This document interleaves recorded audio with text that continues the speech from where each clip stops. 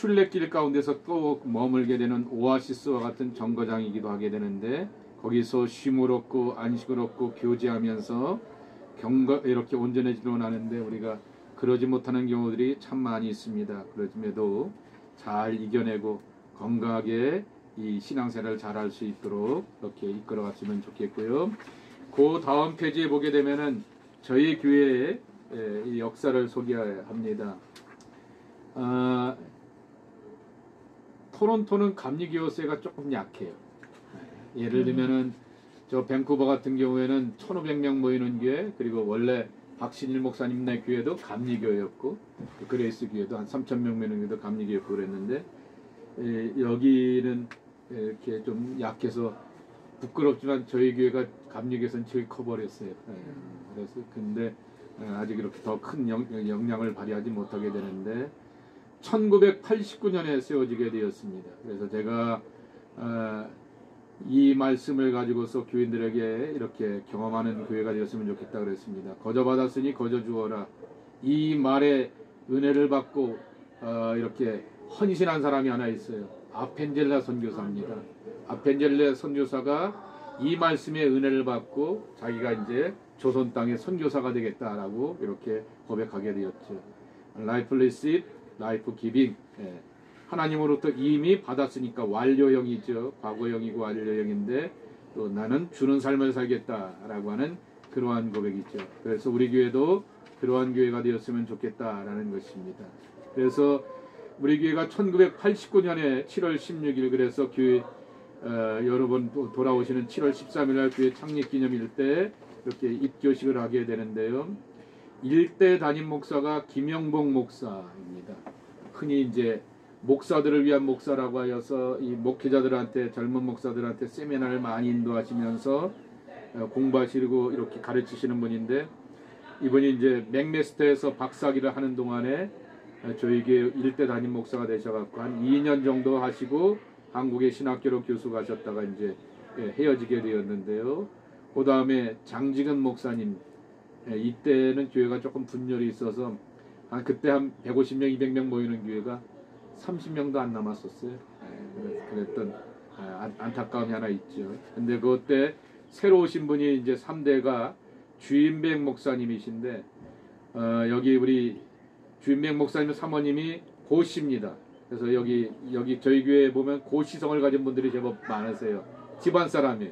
그래서 이제 아무것도 없이 와갖고는 교회에서 사례도 받지 않고 그러면서 헌신을 하셨죠. 그래서 교회가 조금 다져지게 되었고 안정되게 되었고 그 다음에 이제 사택도 하나 구입하게 되었고 그리고 그때 그 다음으로 오셨던 분이 오강영 목사님이죠. 오강영 목사님이 4대로 오시게 되고 이 목사님 때 2004년 4월에 현재 위치인 이 건물 원래 여기가 침례교회 베프티스트 처치 침례교회입니다. 그래서 이제 강단에 보게 되면 혹시 올라오시면은 보게 되면은 거기에 카펫이 이렇게 기울게 되어 있어요. 거기 안에 보면 침례탕이 있어요. 침례교회였기 때문에 그것을 다 카펫으로 덮어놓게 되었는데 저희가 그때 구입하게 되었습니다.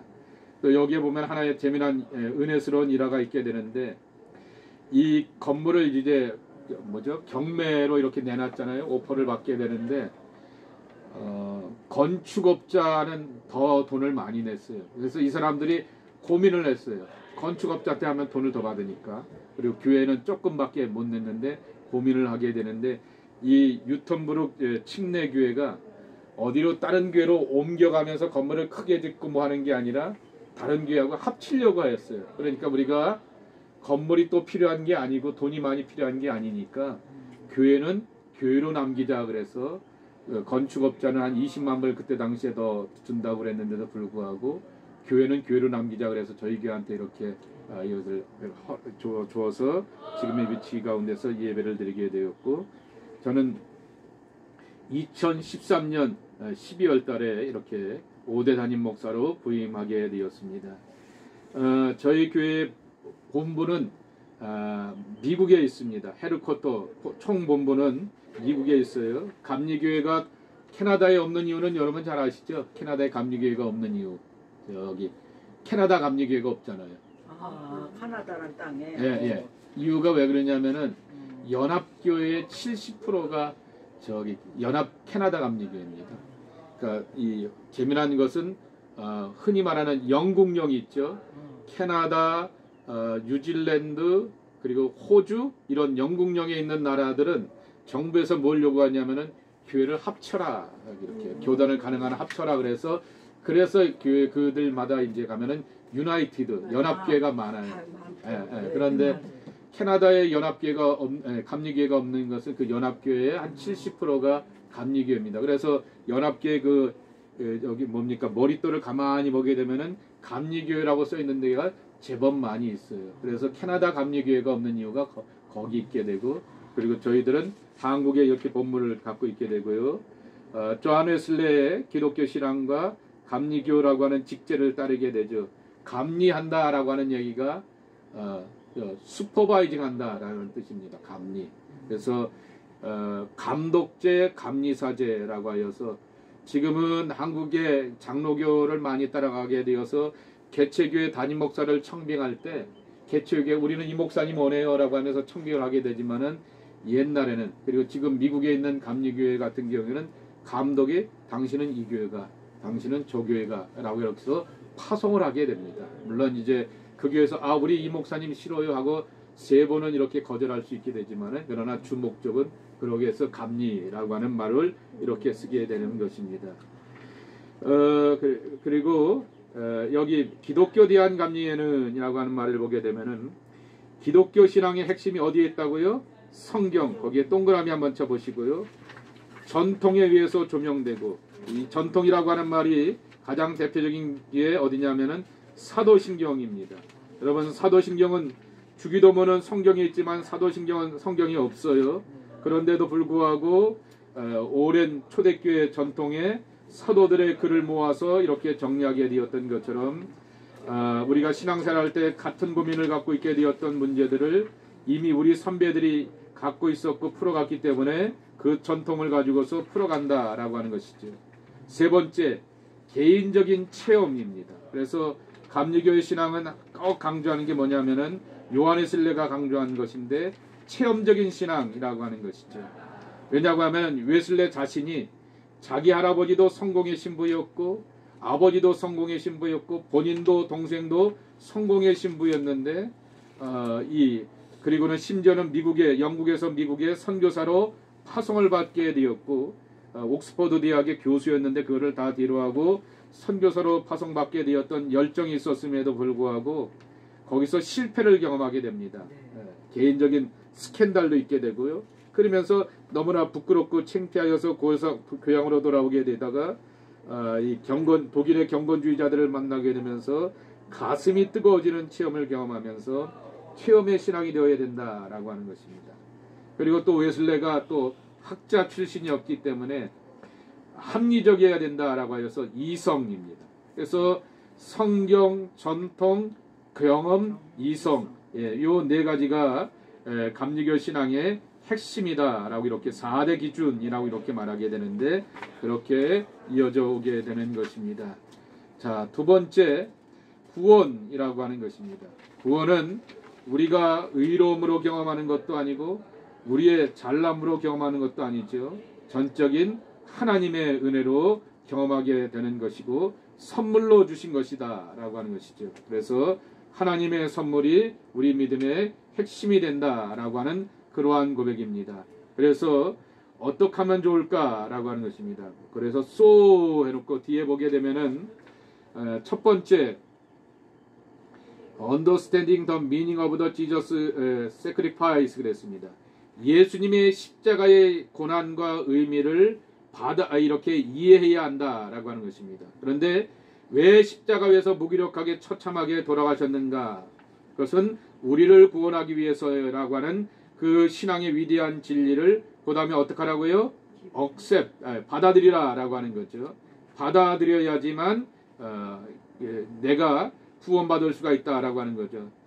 아무리 의사가 좋은 진단을 하고 여러 가지 약을 주는데도 불구하고 이것 먹으면 몸이 좋아집니다라고 하는데 나 안 먹어요라고 말하게 되면은 건강할 수가 없게 되는 것처럼 우리가 구원받고 하나님의 자녀가 되려고 하게 되면은 예수님의 십자가의 고난과 죽음을 이해하고 내 안에 받아들이게 되면서 우리가 구원의 자녀가 된다라고 하는 것이죠. 그리고 사람이 마음으로 믿고 입으로 시인하면은 구원에 이른다라고 말하게 되었습니다. 그래서 세 번째 뭐 하라고요?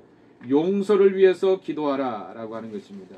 용서를 위해서 기도하고 하나님의 용서하심과 사랑하심을 이렇게 늘 간구하면서 은혜를 경험하라라고 하는 것이죠. 그리고 네 번째 중요한 것은 이 하나님의 용서의 사랑을 다른 사람들과 쉐어하라, 나누라라고 하는 것이 또한 중요한 교훈이라고 하는 것이죠. 이것이 구원의 백성들의 온전한 모습의 네 가지 틀이라고 하는 것입니다. 자, 우리 요한일서 2장 25절 말씀을 우리 한 목소리로 읽어보도록 하겠습니다. 시작. 그가 우리에게 약속하신 것은 이것이니 곧 영원한 생명이라. 아멘. 자, 그래서 여기까지 제가 교육을 해야 되는데요. 마지막으로 입으로 한번 묻도록 하겠습니다. 여러분의 입으로 고백하시기 바랍니다.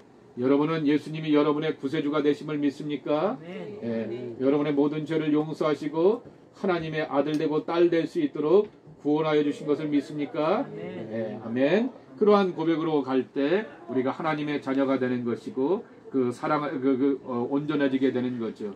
우리가 개인적으로 이 사람을 좋아해서 사랑하는 것은 남녀 간의 사랑이고 친구 간의 사랑이지만은 갈라지게 되면 갈라지게 되는 거죠. 그런데 영원하신 하나님의 사랑은 아낌없고 조건 없는 사랑인데 그것은 바로 우리가 그 아가페의 사랑을 경험하고 체험할 때 나눌 수가 있다라고 하는 사실을 기억하면서 그러기 위하여서 우리가 구원의 확신을 가지고서 살아갔으면 좋겠다라고 하는 것입니다. 자, 여기까지 하고 다음 주에 3번, 4번 이렇게 이어서 하도록 하겠습니다.